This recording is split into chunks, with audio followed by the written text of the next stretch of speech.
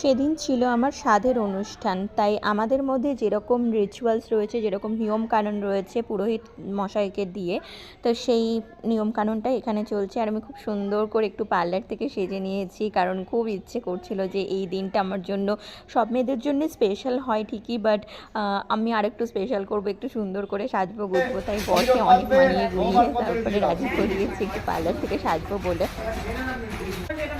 এই নিয়মকানুনটা মোটামুটি প্রায় 9টা থেকে 10টার মধ্যে হওয়ার কথা ছিল, তো সরি 9টা থেকে 10:30টার মধ্যে হওয়ার কথা ছিল, তো সেটা সব মানে একদম সুষ্ঠুভাবে সম্পন্ন হয়েছে, ভালোভাবে পালন হয়েছে। আর এরপরে আমি এই শাড়িটা পরেই এত সুন্দর সাজগোজ নিয়ে থাকবো, so I was very excited, আমি খুব এক্সাইটেড ছিলাম। তো যাই হোক, বাড়ি থেকে সবাই এসেছে, আর যেটা আমার কোচরে দেয় যে